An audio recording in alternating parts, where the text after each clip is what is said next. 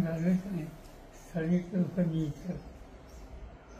साहेब, मल्हार झटका आणि या सर्टिफिकेटवरून वाद निर्माण झालेला आहे. जेजुरीच्या विश्वासस्थांचं म्हणणं आहे की आमचा पाठिंबा आहे, काही विश्वासस्थांचा त्याला विरोध. राज्याच्या समोर प्रश्न दुसरे आहेत का नाही, हे काही राष्ट्रीय प्रश्न आहेत. साहेब, अर्थसंकल्प आता सादर झालेला आहे, पण राज्यावरती काही लाख कोटीचं कर्ज आहे. 9.5 लाख कोटींचं कर्ज झालंय. ज्यावेळेस महाविकास आघाडीचं सरकार होतं 2014 पर्यंत ते 2 लाख कोटीपर्यंत होतं. आता ते 9.5 लाख कोटी. माझ्या वाचनात आलं, अर्थव्यवस्थेचं जे वाचन होतं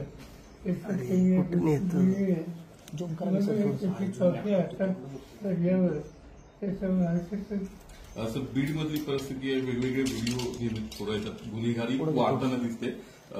धनंजय मुंडेंनी अखेर राजीनामा पण दिलेला आहे. हे सगळे फोटो व्हिडिओ व्हायरल झाल्यानंतर उशीर झाला असं वाटतं तुम्हाला?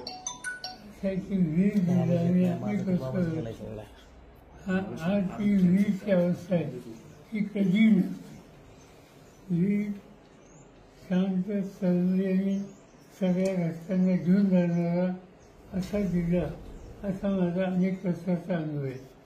मी स्वतः त्या भागात लक्ष देतो. तिथं मी उभे केलेले 6 सदस्य आमदार म्हणून तिथे निवडून आहे. हे एक प्रकारचं सामंजस्याचं वाचन होतं. दुर्दैवाने काही लोकांनी सत्तेचा गैरवापर करायची भूमिका घेतली आणि त्याचे दुष्परिणाम गेले काही महिने आज वीजमध्ये आहे. त्याचा विचार न करता जो तुम्ही कायदा हातात घेतो, वातावरण खराब करतो, त्याच्या संबंधी अत्यंत सक्त असं धोरण हे असण्याची गरज आहे. आणि वीज पूर्वीचे वैभवाचे दिवस आहेत ते कसे काळजी घ्यावी. अंजली दमानींनी फोटो ट्विट केलाय की निलंबित पोलीस आहेत त्यांच्यासोबत तिथले न्यायाधीश होळी खेळताना पाहायला मिळतात. कसं बघता या सगळ्याकडे महाराष्ट्र? मी काही बघत नाही.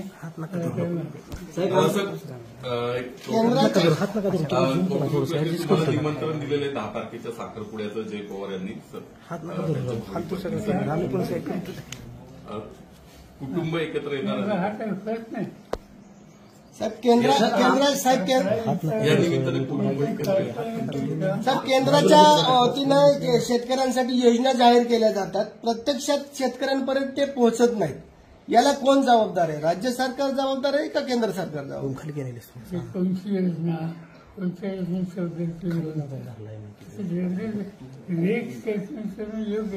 आमच्याकडे आम्ही पाठिंबा देऊ. एक प्रकारे काँग्रेस नेते नाना पटोले यांनी अजित पवार आणि एकनाथ शिंदे यांना मुख्यमंत्री पदाची शपथ दिली. मनोरंजनाचं प्रबोधन, करमणुकीचं उद्बोधन, बातमी अचूक, माहिती बिनचूक. पाहत रहा राजमुद्रा न्यूज लाईव्ह.